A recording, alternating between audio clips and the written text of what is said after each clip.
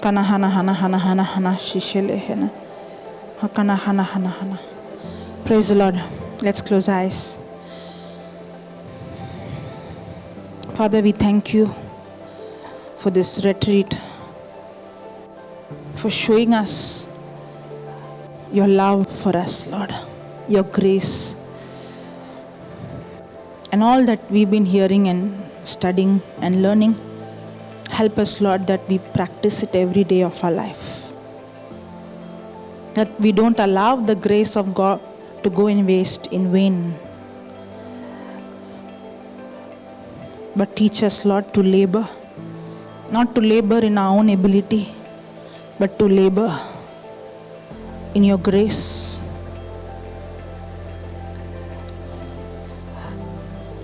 That works are very important, but working, understanding faith, tapping into your power, your ability. Thank you, Lord, for helping us to understand grace life is not to be lazy. Grace life is not a license to sin, but grace life is a life of gratitude, a life completely depending on you, on your strength. Thank you, Lord. Holy Spirit, thank you. You speak to us through this teaching, making this teaching more easy, simple, helping us to understand your grace more and more, Lord. Thank you, Father. In Jesus' name we pray. Amen. Hallelujah. Thank you, Jesus. Praise you, Jesus. Praise God. So are you getting better and better understanding on grace? Yes. Are you also getting a better understanding not to go into extreme? Because the Bible says those who are under grace are no longer under the works of the law. So we might get a tendency of, okay, I'm under grace, so I have nothing to do.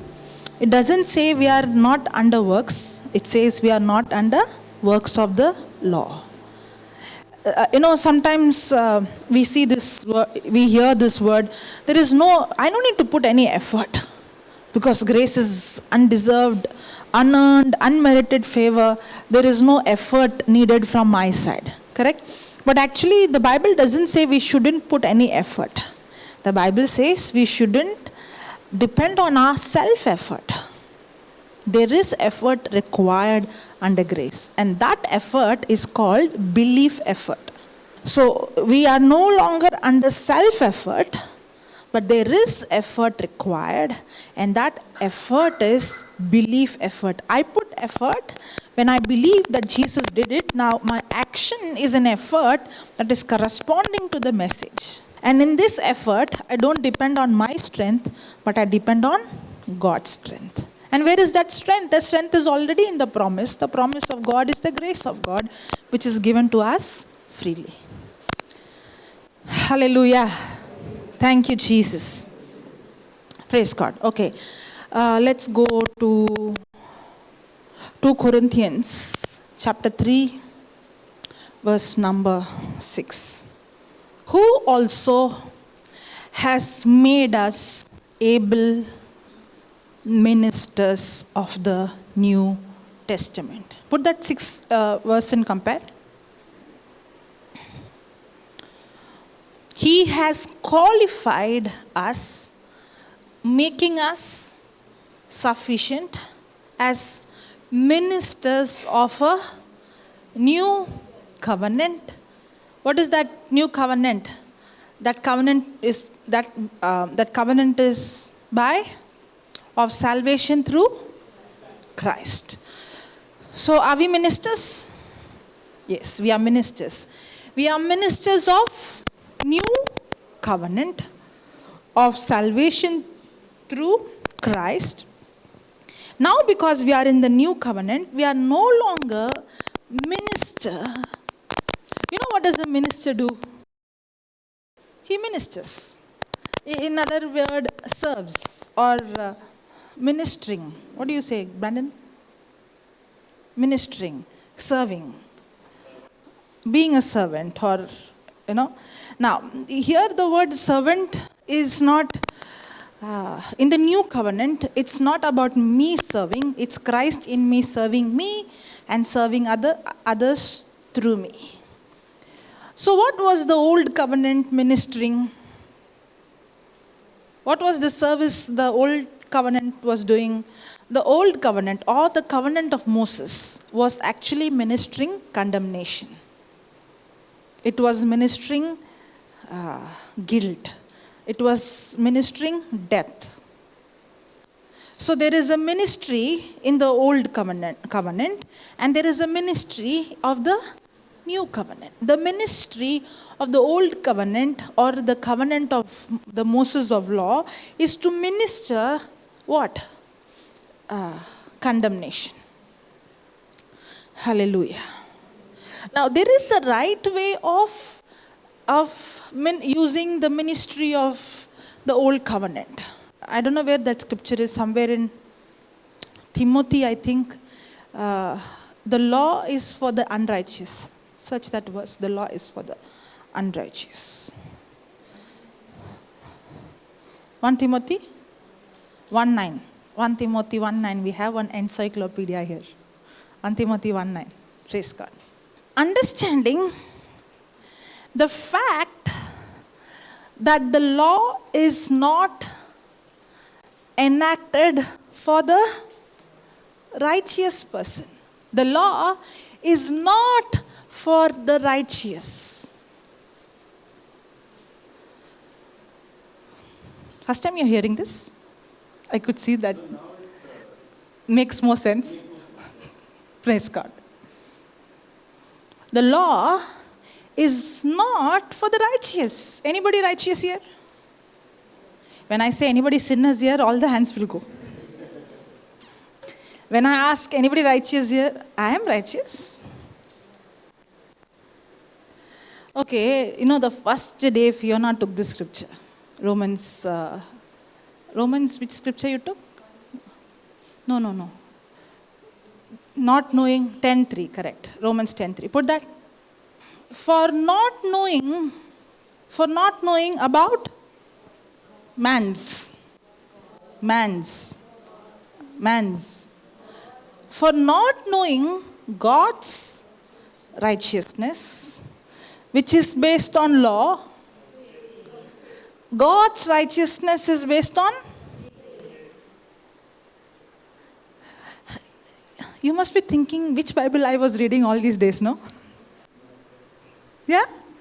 It's so clearly given in the Bible. Not one scripture, hundreds of scripture speaks about the new covenant. For not knowing about God's righteousness, which is based on faith, when we don't know the righteousness of God, which is based on faith, what will we end up doing? And seeking to establish their own righteousness based on? Why are we trying to be righteous? That's why when I asked you, how many of you righteous? You did not raise your hand, because according to you, my righteousness is based on what I do, based on my works. You have question, you have to wait. No, praise God. Because I just started, I know it will trigger a lot of questions. Praise God. Yes or no? We think my righteousness is based on my works.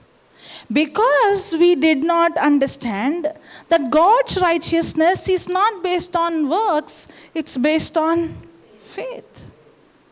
And when we don't understand this, we go about establishing our own righteousness. They did not submit to God's righteousness. That means there are two kinds of righteousness. One righteousness is righteousness based on works, and the other righteousness is righteousness based on faith. The righteousness based on works is when I perform, when I keep all the law, now maybe a person is not under the law, not a Jew or not a Christian. Still the person would say, I am not doing all these wrong things. I did not kill anybody. I did not murder anybody. I did not rob the bank. Now what is he saying? Because I did not do all these things, I have been living a good person. I am trying my best to help the poor. I am trying my best to be good to other people. Now what is he saying? I am righteous. That means I have right standing with God. Righteousness means I have right standing with God based on my good works. That's called righteousness based on works, and that righteousness is called self-righteousness. Is it clear? Yes or no? Praise God. And what is Paul saying? For not knowing we did not understand there is a righteousness that is based on faith. And that righteousness is called God's righteousness that is based on faith. That means I have right standing with God, not based on what I have performed, but I have right standing with God when I believe in the performance of what Jesus accomplished for me.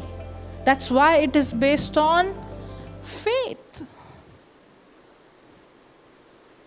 That's why 2 Corinthians 5:21 says, for Jesus, who knew no sin, he did not commit any sin, but he was made sin.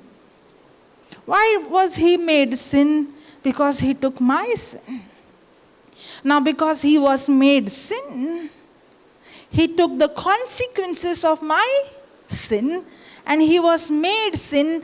When I believe in what he did for me, now, just like how Jesus, who never committed sin, was made sin, in the same way, I who never lived righteous is instantly made righteous by my faith in him.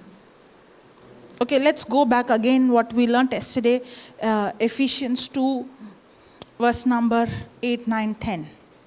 For by grace are you saved through faith, and that not of yourselves, it is the free gift of God.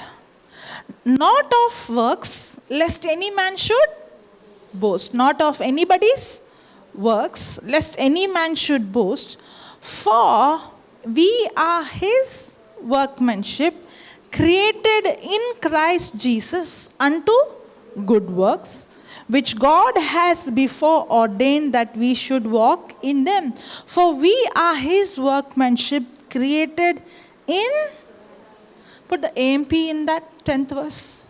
For we are his workmanship, his own masterwork, a work of art created in Christ Jesus, reborn from above, spiritually transformed, renewed, and ready to be used. That means in our spirit, morning brother said, yesterday Fiona also said, in our spirit, we are completely brand new, reborn from above. Spiritually will be transformed or already transformed, will be renewed or already renewed.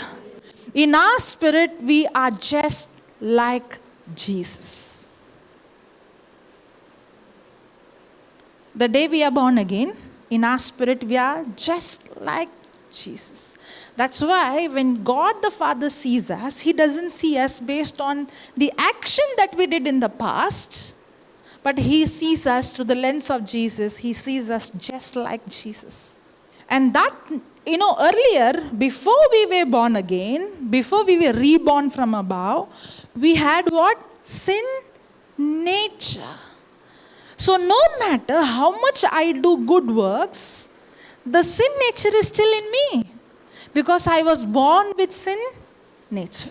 So can my good action make me have have right standing with God? Can I have right standing with God based on my action? No. If you see a tree, no matter how it looks, if the root is poison, the fruit is going to be poison. In the same way, no matter how much we were doing good works in the old covenant, our good works cannot qualify us because we were corrupted in our spirit. Our spirit had what? Sin nature. That's what yesterday we saw. There is a spiritual circumcision where that old nature is cut off from us. And now we have the new nature. Now earlier, I was trying to do good works so that I can have right standing with God, but I cannot have right standing because I don't have God's nature. I had sin nature. But now, my spirit, God, the circumcision is taken place by His own. For we are His workmanship. Workmanship means like artist. He would have so many, so many canvas. But something would be his masterpiece, the best, correct? But for God, each one of us is a masterpiece. That's how God has recreated our spirit, and He had made us completely brand new creature. That's why it says His own masterwork, a work of art.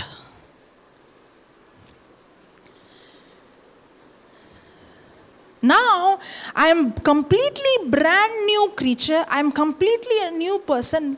Now, I am made righteous, or I am made a new creature, not based on what I did in the past. It's just because of my faith in what Jesus did for me, that instantly, the moment I was born again, I am made a new creature. I am made, and now I have the nature of God in me. That nature is called righteousness. Righteousness means I have the nature of God in me. Earlier, I had sin nature in me. Now, I have God's nature in me. Now, are you getting it? That means I have God's nature. My action cannot change my nature. I am who I am is not based on what I do. I am who I am is because of the grace of God. Praise God. Hallelujah. These are life transforming truths. Because this is who you are. This is your very identity. The problem, when the king knows he's a king, will he behave like a beggar on the street? When the king knows he's a king, he behaves like a king, he walks like a king, he speaks like a king. In the same way, when you know who you are the righteousness of God in Christ Jesus. Your words and your action will align to your identity. That's why my action is the production or the evidence or the result of my believing. Hallelujah. So who are you? You are the righteousness. I am the righteousness of God in Christ Jesus. That's why Paul is saying, because you did not understand the righteousness of God that is based on faith, we are going about establishing our own righteousness. Because we have not understood the righteousness that we have received by faith. If you really want to know who you are, don't go and look into the mirror. The mirror will not always show you your identity. It will show the house where you live. Maybe that it may not be up to the mark. There might be many flaws in it. But that's not who you are. If you really want to know who you are, the Word of God says, the Bible is the mirror.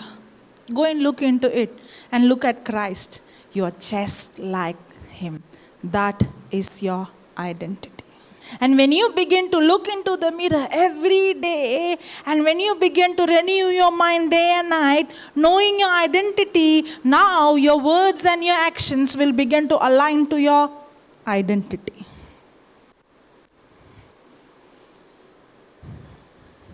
That's why that I like the example. Will the king behave like a beggar?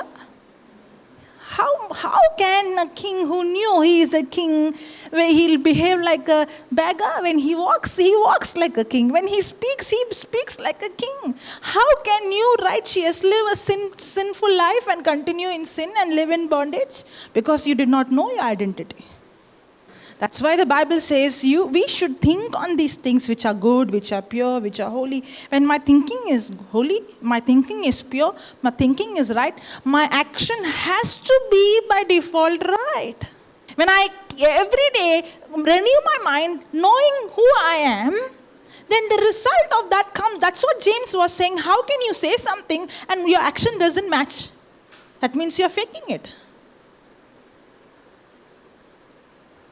Now are you getting it?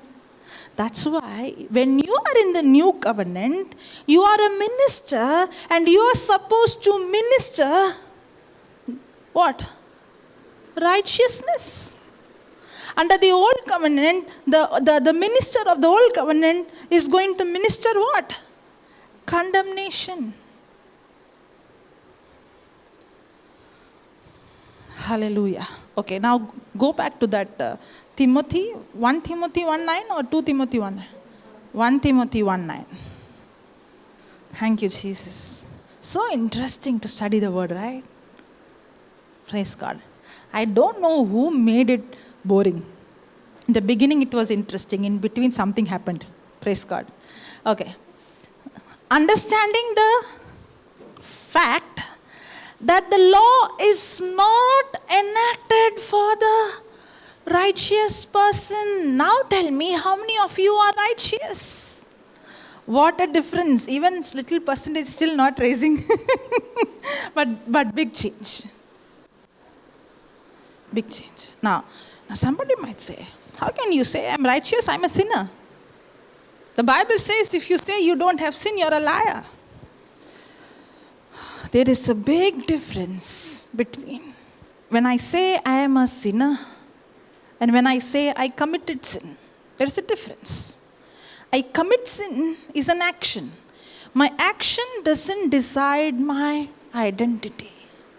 I am a sinner is an identity. I am calling myself as a sinner. I am seeing myself as a sinner, and God calls me righteous. Just because I'm made righteous doesn't mean I don't commit sin. I do sin because I still have to renew my mind, because my mind part, my soul part is not yet completely changed. And the complete transformation of my soul and body will only take place in the second coming of Christ. There is a big difference between my action and my identity. The devil has taken this as this ignorance as an opportunity, and he begins to condemn you that your identity is based on your action. My identity, that's why he always connects. If you robbed, then you are a robber. And he would condemn you that you are so and so based on the action you did. But a person who knew his real identity, he or she knew my behavior is not going to tell me my identity. My identity is not based on what I do. My identity is based on what Jesus did for me. That's why there are two righteousness. One righteousness comes based on works, and the other righteousness is based on faith. Praise God. Are you getting it? Thank you. It is a joy when somebody understands righteousness. For me, it's like an addict. Somebody who takes in any drugs, they become high. In the same way, when you go and preach the word, or when you go and minister, and when that person understands the truth, you also become an addict. If you want to taste it, you have to start going and giving it. Praise God. Because it's like, the devil has deceived you because you were believing the lie and the deception. And the moment, I would say this is real deliverance. That's why the Bible says the Spirit of the Lord is upon me. My God himself has anointed me to preach the gospel to the poor, to give sight to the blind. Means what? The preaching of the gospel is what sets the blind free. It's the preaching of the gospel that sets the captive free. That means when the word is preached, when you understand the truth, you are set free from the lie. Now I can cast a demon out and the demon will surely go out. No doubt about it. Because the Bible says when the believer lay hand on the sick, these signs will follow those who believe in my name, you shall cast out demons. When I cast out a demon will surely go out. But how did the demon enter you first of all? Through a lie. But instead of me casting out the demon, if I give you the truth and you renew your mind, that demon has already lost you. Because now that truth has set you free. That's what happens when we are preaching, demons are leaving. Actual deliverance is happening. Maybe there is no screaming and shouting, but surely, how will I know? Because your lives begin to transform. You begin to see big transformation in your life. But in condition, you have to be consistent. Hallelujah. Thank you, Jesus. Understanding that the fact that law is enacted for the righteous person, that means, can anybody come and preach to you law and tell you, the law of Moses, and tell you that we all have to follow according to the Bible? No. The law is not written for you.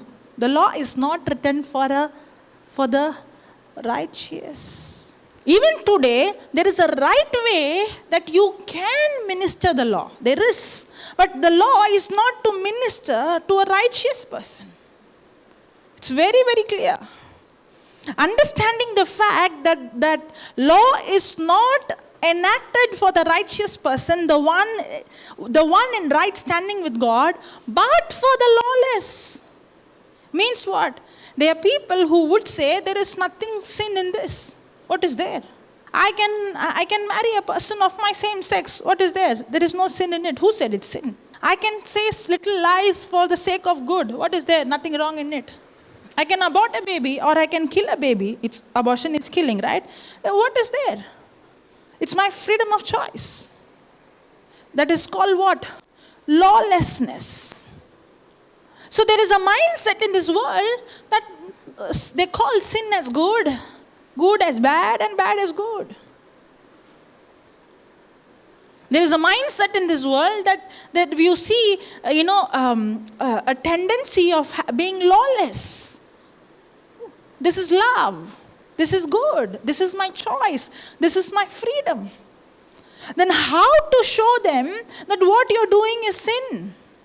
Because if they don't realize that they have sinned, how will they say, Lord, I need forgiveness? How will they repent? How will they receive what Jesus did for them on the cross?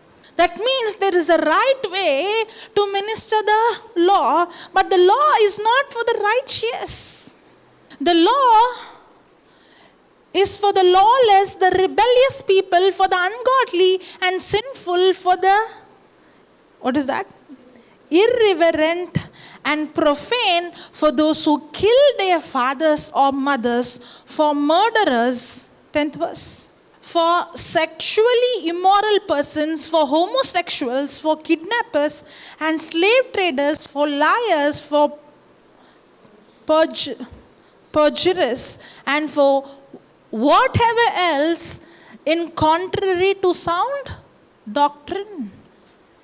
That means there is a right way to use the law. The law only ministers condemnation. That's it. The law cannot give salvation. Only telling you will go to hell is not what. The law is to show when somebody is saying that what I am doing is right, this is not sin, it is okay, everybody does this. To show them, no, this is not right. So that they get into condemnation. But that is not gospel. The Bible doesn't say the law brings salvation. The Bible says the gospel of Christ, the grace of God, is the power of God that brings salvation. If you are only going to preach the law, that will not bring any kind of salvation. If you go and call somebody living in lawless or sinful life, if you call that person, you are a sinner, you did this, you did this, you did this, then that's not going to bring salvation. That will only bring sin consciousness or guiltiness. That's all. And that also, even that law to be ministered, you should be led by the Spirit of God. You don't go and minister law to anybody just like that. Because the Bible doesn't say the law brings repentance. Put Romans 2:4. Or do you have no regard for the wealth of his kindness and tolerance and patience in withholding his wrath? Are you actually unaware or ignorant of the fact that God's kindness leads you to?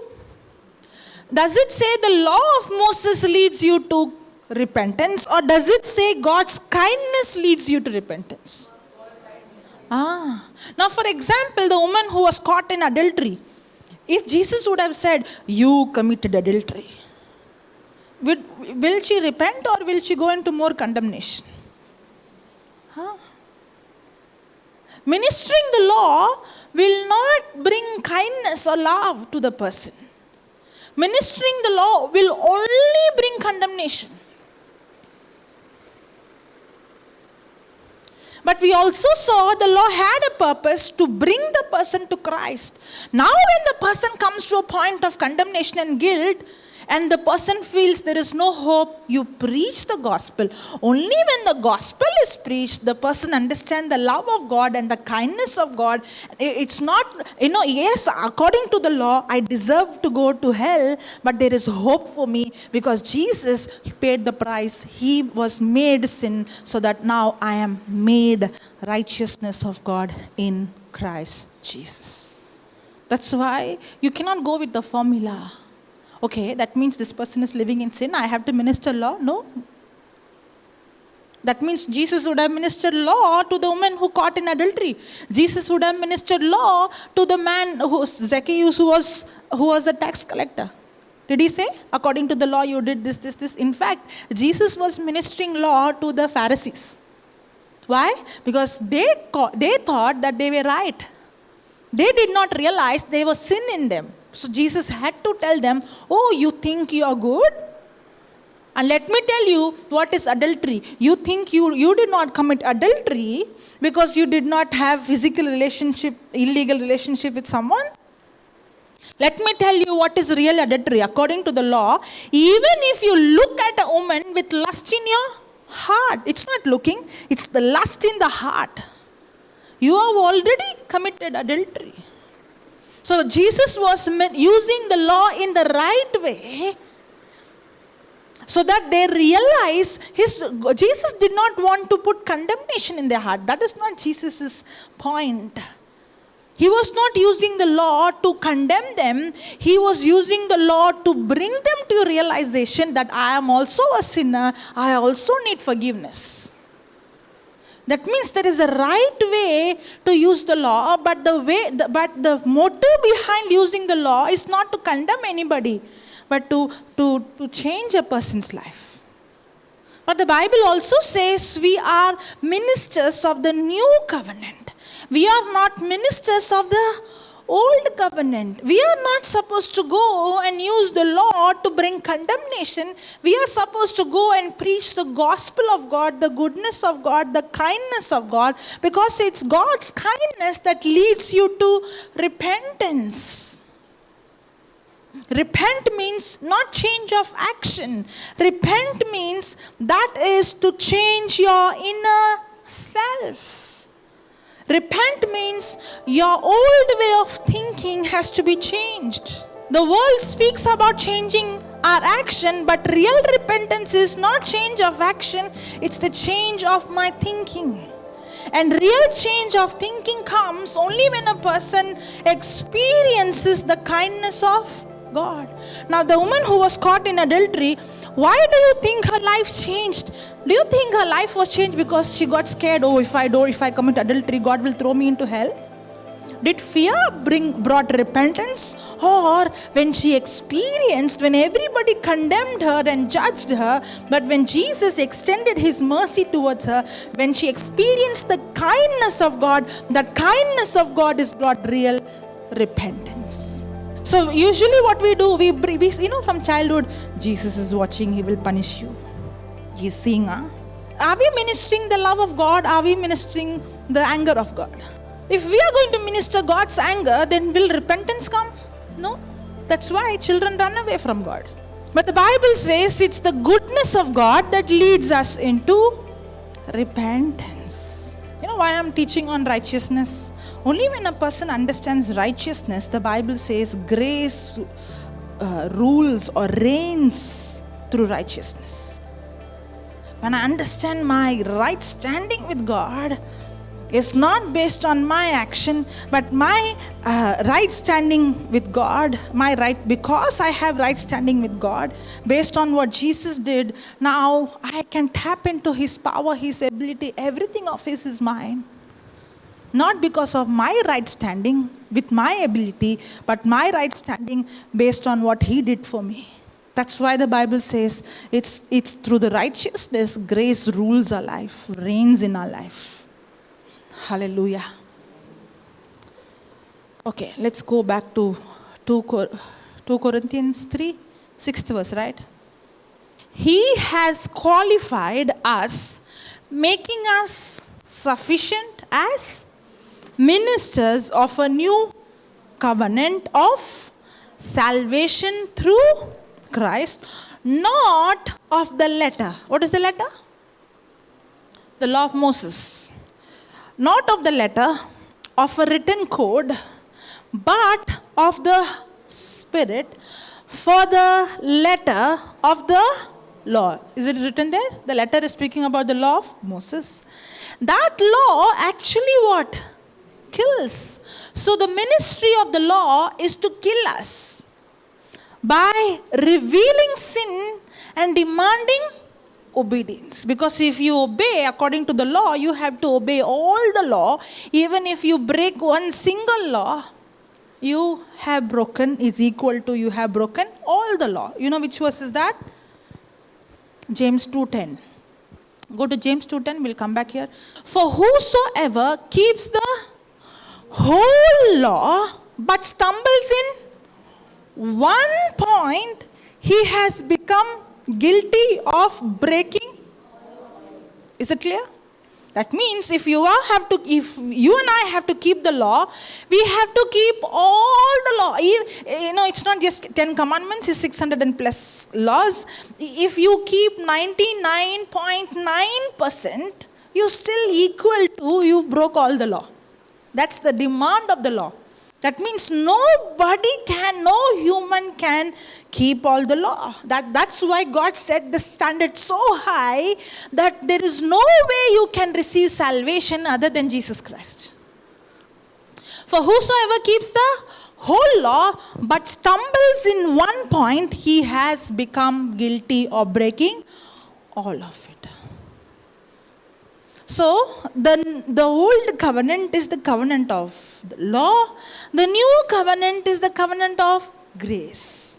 The old covenant was ministering death, condemnation. The new covenant is ministering life, righteousness. Can you see the difference? And you and I are called ministers, and we are supposed to minister righteousness. We are not supposed to minister condemnation. He has qualified us, making us sufficient as ministers of a new covenant of salvation through Christ, not of the letter of a written code, but of the Spirit. For the letter of the law kills by revealing sin and demanding obedience, but Spirit gives life. Then, now, if the ministry of death, the law of Moses will not minister life. If somebody is actually preaching the law of Moses and trying to minister people through law, and even people might cry and they might feel, the Holy Spirit is working. Everybody is crying. They're not crying because of Holy Spirit working, because you took the law and you begin to minister them through the law. Law actually ministers death. It shows them that they deserve death. It shows them they deserve punishment. It shows them that there is no way I can live, I can have right standing with God. That's why the sense of I am not good enough, I am not holy enough, I am not perfect enough. Do we have that kind of consciousness, that kind of unworthy feeling that came through the ministry of law? That's why the Bible says the law is not for the righteous people. Now, if the ministry of death engraved in letters on stones the covenant of the law, which lead to death because of sin. So the covenant of law leads a person to death because of sin, came with such glory. That means when God gave the law of Moses, through Moses, the glory of God was revealed in such a way that Moses' face was glowing. And people think, oh, the law is so glorious. Yes, it is glorious. Oh, God gave this law, very precious. It is precious. But the problem is the law could not forgive our sins. The law could not give us power to overcome sin. That's why we need the Holy Spirit. Now, if the law of death engraved in letters or stones, the covenant of law which led to death because of sin, came with such glory and splendor that the Israelites were not able to look steadily at the face of Moses because of its glory, a brilliance that was fading. You know what is he saying? If you think that glory was, Moses saw God face to face. His face was shining, and I also wish I have such glory. The Bible says the glory that he had was fading away. That means you and I have in a better covenant, and we have the glory of God that is eternally in us, that will never fade away. In fact, he was longing for what you had, you are longing for what he had. Hallelujah. Lord, it looks like they are sleepy. Praise God. So many of them are showing me signals. It's like, my spirit is willing, but my flesh is fighting. Shall I continue or stop? Continue? Really? Okay. Praise God. Okay. I don't want to force. Okay. Moses, because of its glory, a brilliance that was fading. Yes, the law was glorious, but that glory was what? Fading. It was only until the Messiah came. The law of Moses was only for a short time. It was fading. And then next verse. How will now he's saying the ministry of law is the ministry of death. If that ministry, when that law was given and the glory of God was revealed and that glory was fading, what about the glory we have now in the new covenant? That's what he's saying. How will the ministry of the Spirit, the new covenant, which allows us to be Spirit-filled, fail to be even more glorious and splendid? In fact, you cannot compare with the glory what Moses saw.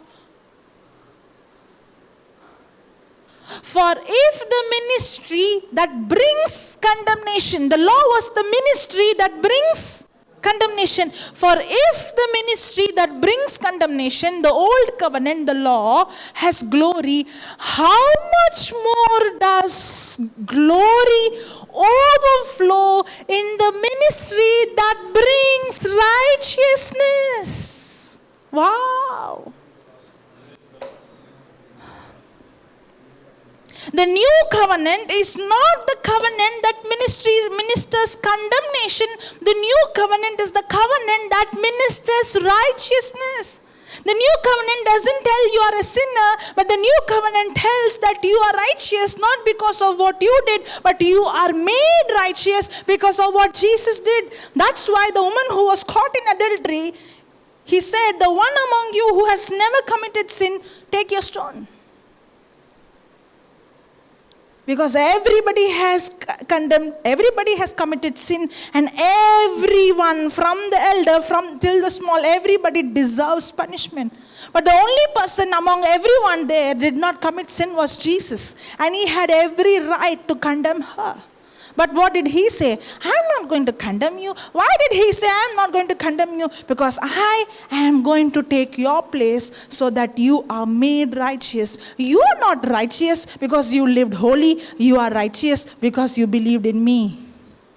That's why the new covenant is not going to minister sin, but the new covenant is going to minister righteousness. That's why you and I are called ministers of the new covenant. I can say this, retreat is over. Praise God. Hallelujah. It's okay.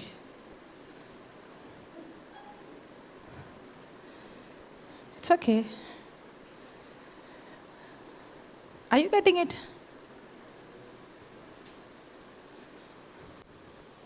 Tell your neighbor, hi minister.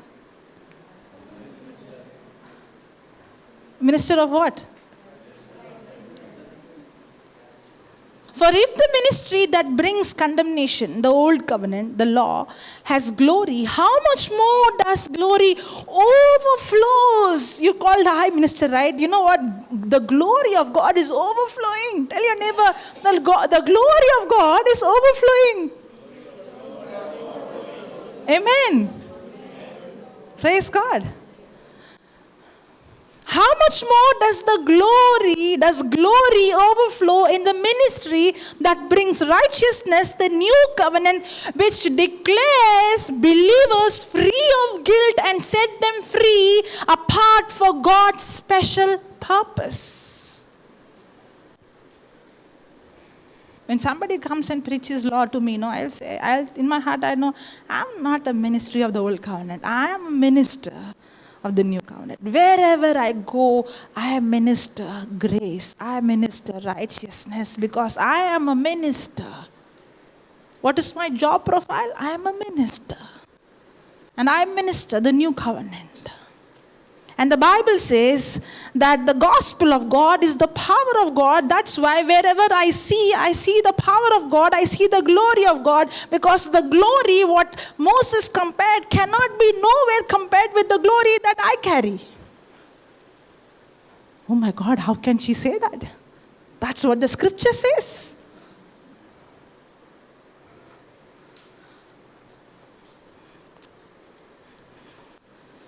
Thank you, Jesus. Praise you, Jesus. Hallelujah. Okay. We'll write some notes and I'm going to close this session. But I want you to go and listen to this teaching. Not only this teaching, any teaching of what you have heard in this retreat. But I would tell that if you go and hear these teachings and take those scripture and hear it again and again, what God would speak to you differently through those same scriptures. And now it becomes, your gospel. It becomes your revelation. And don't keep it to yourself. Go and share with others. Because you're a minister of a new covenant. You're supposed to minister. Hallelujah. Okay, shall we write some notes? Yes. Missing the mark. Missing the mark or sinning. Missing the mark or sinning is an inevitable, I don't know how to pronounce, I'll give you the spelling, you give me the pronunciation. Inevitable.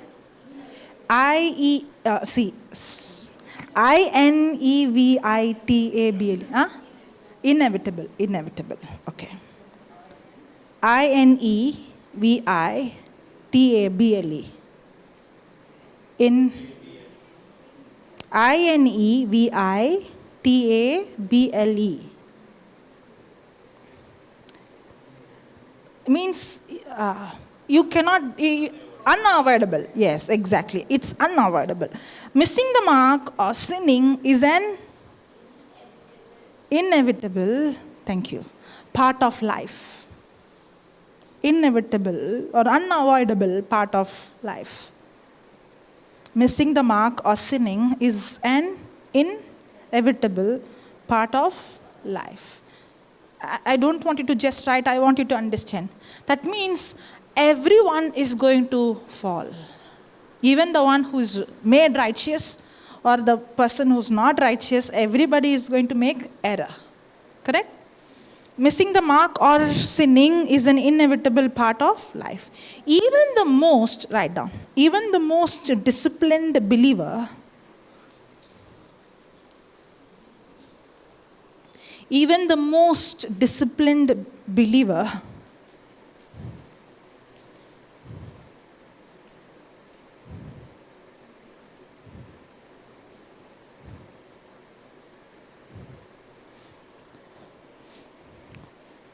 even the most disciplined believer will have moments, moments,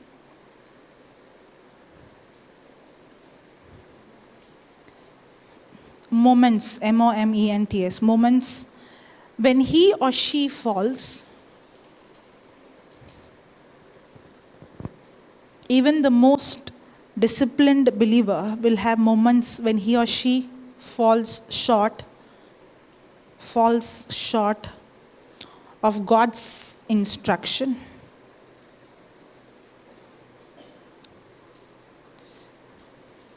Even the most disciplined believer will have moments when he or she falls short of God's instruction for his or her life.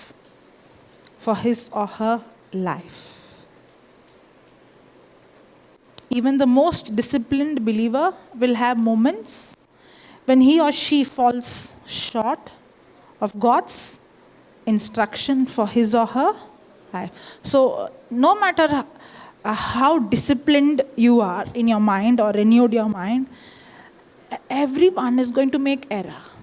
Everyone is going to fall. Everyone is going to make mistake. But what we learned earlier is our spirit is perfect, but our soul is in the process of being renewed. So every one of us, all of us who are born again are perfect in our spirit, but not in our soul and our body. Okay. In fact, sorry. Being a Christian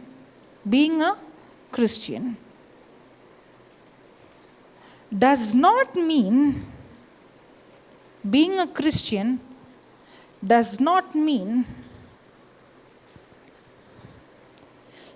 a perfect life. It is very important for you to understand. Being a Christian does not mean this is where many of us go wrong. We think, okay, now I am born again. God, Jesus forgave my past sins. My sins are washed with the blood of Jesus. Now I have to achieve a perfectionist. I should become a perfect person. I should not make any more mistakes. I should not make any more error. But in that, what happens? You and I end up becoming sin conscious. Sin conscious. Now, sin consciousness is actually the ministry of the law. The law brings sin consciousness, but the grace of God, the promise of brings righteousness consciousness. So under the new covenant, I am not supposed to become sin conscious. I have to become righteous conscious. That's what brother was preaching today morning. He was giving an example of his own life. Earlier, what happened? He used to get guilt, and he used to have the sin consciousness. And again, sin consciousness will take you in the cycle of sin. The more you're conscious of sin, the more you commit sin, you go into guilt, and again you go. And then you come to a place, I cannot come out of this mess. But the new covenant is not going to minister sin consciousness, but the new covenant gives you the power to overcome sin. I no need to live in slave of that sin anymore. But the new covenant ministers life. That's why the law ministers death. But the new covenant ministers life. It's not my willpower that helps me to come out of sin. It's God's power. That's the grace of God enables me to overcome sin. But because we have not understood the difference between the old covenant ministry and the new covenant ministry, even though we are under the new covenant, we still are ministering under the old covenant. That's why we become more and more sin conscious. And we try to attain perfectionism. And we want to be perfect without any error, which is not possible. That's why the Bible, that's why the notes you wrote, everybody, even a very well disciplined believer is going to fall. Is going to make mistake, is going to make error. And Christian life is not about living a perfect life. It's not. What are you saying? Okay, you write further, you'll understand. Being a Christian does not mean living a perfect life. In fact,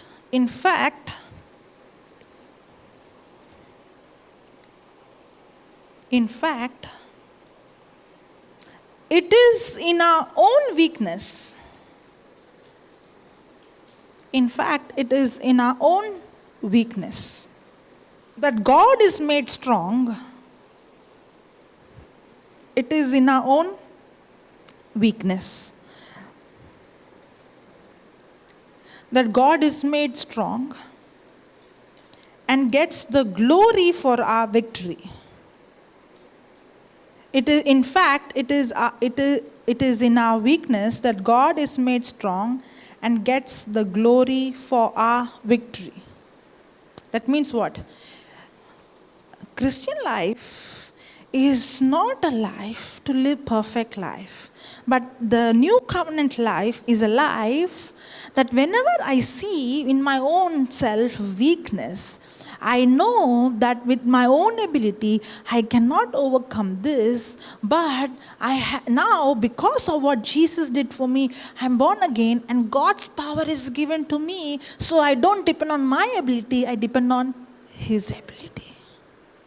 Hallelujah. Okay, I'll give an example. Somebody is addicted to a very bad habit. And the person knows that he or she is wrong. And the person knows that he or she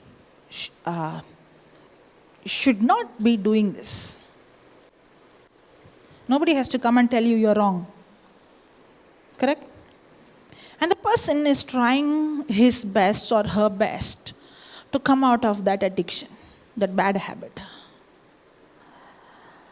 And the person goes for a retreat and then makes a decision, Lord Jesus, from today onwards, I will not touch it. I will not do this. And the person comes out very strong. 1 day strong, 2 days strong, 3 days strong, 4th day little temptation, 5th day more pressure, 6th day. Now after the act is over, what happens? See what you did. See what did you say? Hereafter I won't do it. I will not touch this. Now see, you will never change. This is who you are. Now that is condemnation.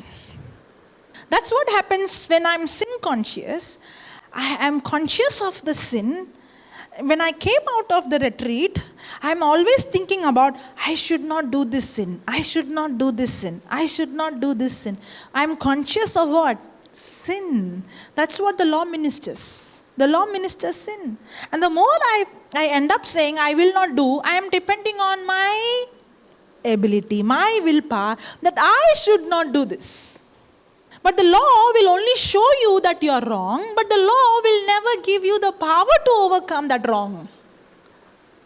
That's why the old covenant was showing the person sin, but the old covenant did not give power. That's why the new covenant has to come. And when the new has come, the old has to leave. So what to do? The problem is we are so trained to use our ability, our willpower, our strength. I will not watch this. I will not see this. I will not speak this. That willpower will not work for a long time. it will fail. But then in the new covenant, you come to a realization that my willpower will not help me no matter how much I think I will not do. Sometimes we say this, how can that fellow do that? I will never do that. That is a very wrong statement. The statement should be like this, Lord, if I did not do what he did, it's only by your grace. It won't take much time for me to end up. If I say I will never do up, then the confidence is not on God. The confidence is on me in my ability. That's why the law will never give you power to overcome sin or weakness. But the same person who came out of the retreat, who has understood the law of the grace of God, the righteousness of God, comes to a decision, comes to a position that I know that I don't have the ability or the power to break this weakness. But this power is given to me freely. And that is God's grace. But how do I tap into this power? That's why the Bible says, faith comes by hearing, and hearing by the word of God. Put that Philippians chapter 4, verse number 9. Okay, finally, believers. Finally, whatever is true, whatever is honorable and worthy of respect, whatever is right and confirmed by God's word, whatever is pure and wholesome, whatever is lovely and brings peace, whatever is admirable and of good repute, if there is any excellence, if there is any worthy of praise, do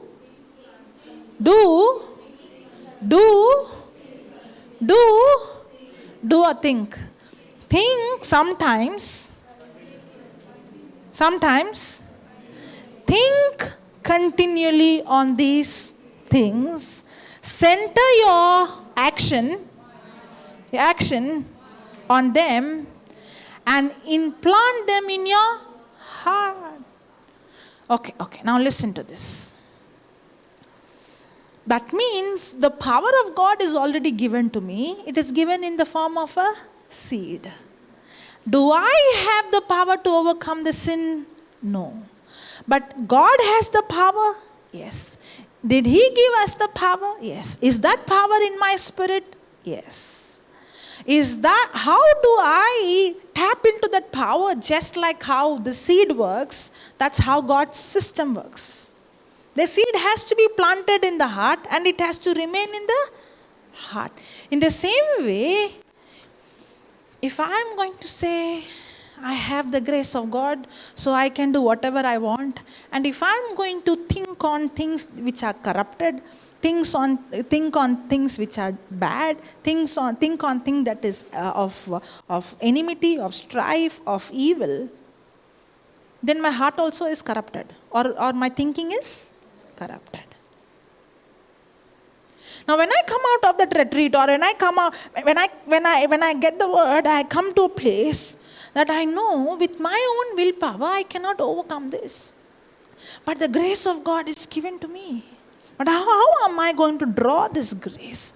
I am not going to try to leave this bad habit with my willpower. I am not going to do anything with my own ability to stop this. But rather, I am going to tap into the grace of God. How? I am going to hear the word, and I am going to, how can my thinking change? What I hear and what I internalize is going to shape my thinking.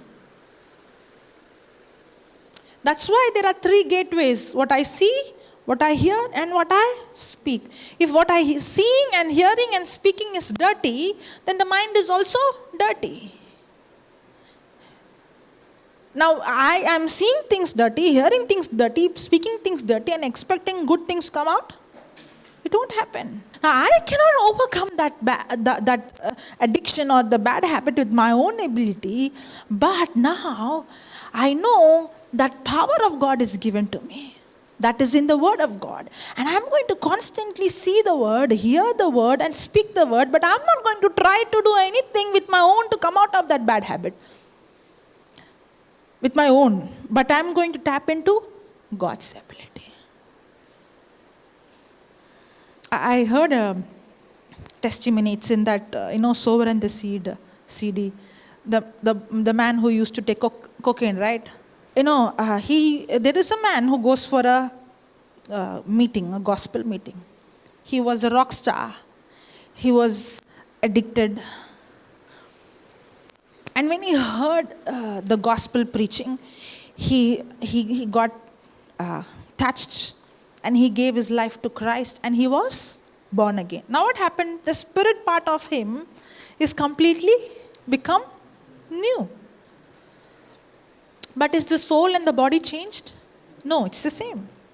But yesterday we saw when a person is born again, the person has the first evidence, just like how when a baby is born, the evidence is the baby is hungry for milk. In the same way, when a person is really genuinely born again, the first evidence is the person is hungry for the word. So this person comes from the meeting and extremely hungry for the word. And he begins to study the word, but at the same time, he started getting withdrawals and he started to crave for the drugs because he's an addict. Even if he tries to stop, he is going to get withdrawals. He cannot stop it with his own ability. You know what he does? He takes his cocaine, he puts it on the Bible and he inhales them or he takes them. And then once the symptoms are gone, he starts studying it. Now it might look for somebody, you sinner, but actually he's doing right. What he does was right. You know why I'm saying what he does was right? The problem with us is we try to stop the bad with our own ability, but we don't realize we don't have the ability to overcome sin with our own ability. It's the grace of God grace of God is not the license to sin. Grace of God is the empowerment to overcome sin. So what is he doing? He's tapping, instead of he using his ability to stop the drugs, he is actually drawing or he is connecting into the grace of God. And now every day, day and night, what is he thinking of? He is thinking of those things which are pure, which are good, which are excellence, which are worthy of praise. And continuously, he is thinking on the things of what Jesus did for him. Just like how you have a bucket full of dirty water, and you want to clean that bucket, you don't try to remove the dirt out. You put a pipe and let the fresh water go in. That's what happened. And this man who began to feed himself day and night hearing the word. Now, is he forcing himself to hear the word? Is he forcing himself to study the word? No. Because he is born again, there is a natural hunger. Because he is no longer the old sinner. Now he is the righteousness of God in Christ Jesus. Now he has the new nature. That's why he has an urge to study the word. And as he is studying the word day and night, hearing the word day and night, he did not even realize after a few days, he did not have the urge for the drugs anymore. In fact, if you and I constantly tap into the grace of God, you and I can reach a place where we can have hatred for sin. I don't like it. I hate sin. It is disgusting for me. You and I can reach a place where you will not say, I left sin. You will say, sin left me.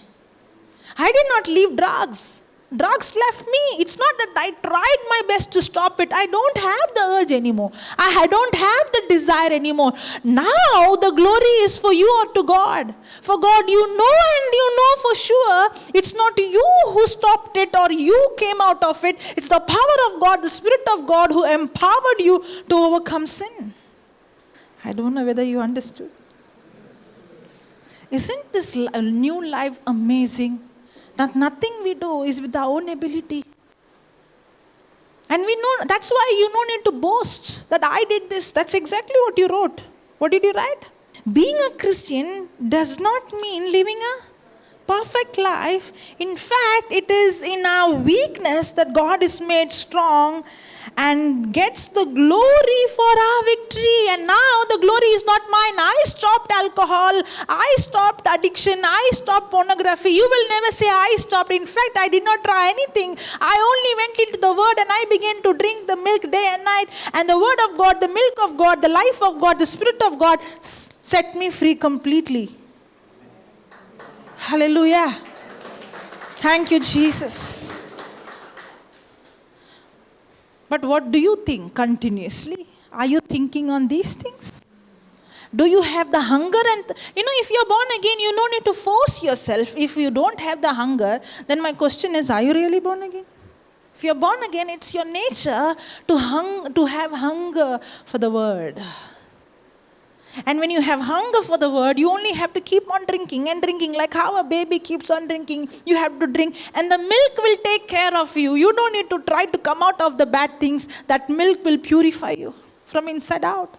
That's why the Bible says in Romans 12:2, do not be conformed to this world, but you be transformed. How? By the renewing of your mind. And this transformation is not from outside, inside, but this transformation is from inside, outside. The world is trying to change outside when inside is corrupted. But the Bible teaches how to be transformed completely from inside to outside. Thank you, Jesus. Hallelujah. Okay, I'll stop here. Let's close eyes. Father, we thank you. Lord, we thank you for helping us to understand how good you are. You're not a God who going to judge me and condemn me. You're not. Today morning we saw the ministry of the Holy Spirit is not to minister and tell me you are wrong, you're a sinner. But the ministry of the Holy Spirit is to minister righteousness. Because He has come to reprove the world of sin, and that sin is unbelief. You have come to reprove the world of sin, of righteousness, and of judgment. Lord, you are a God who loves us. You are a Father who knows that your children need help. You are a Father who understands our struggle. You're not a Father who is going to judge us or punish us. Help us, Lord. As your word says, the kindness of God leads us into repentance.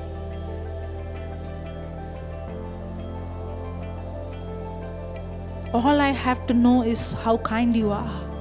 And this is the journey of my whole life, to discover your love, the depth and the height and the width of your love and your kindness. And the more I understand your love, the more I experience your love, the more I experience your kindness. It's your kindness, it's your love, it's your goodness that brings transformation in my life. Because it's the goodness of God leads me into repentance. The real change and the real repentance comes in my life only when I begin to experience the love of the Father. My Father loves me. He's not angry with all the past I did. In fact, He's a Father who's longing to help me to come out of my mess.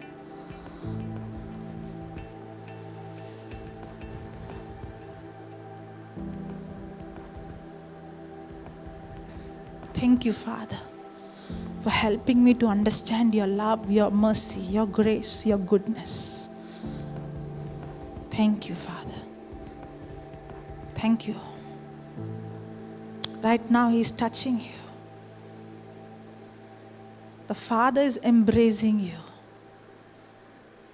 And right now, the devil would have been condemning you.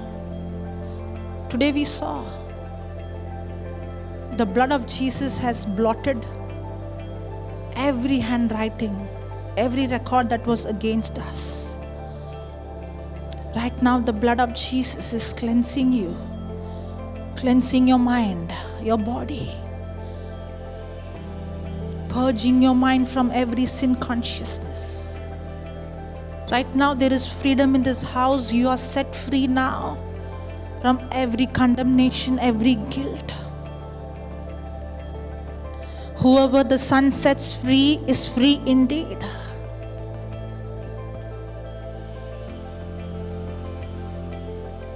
There is freedom. You are set free. You are free from sin consciousness.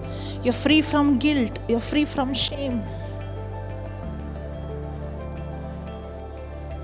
The love of the Father is setting you free. You are His son. You are His daughter. You are made clean.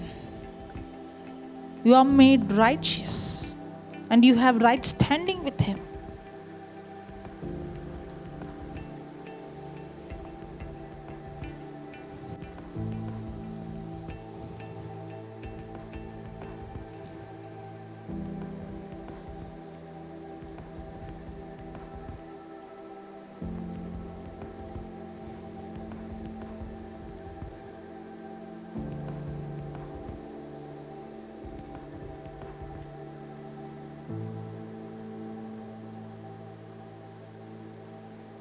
In Jesus' name we pray, Father.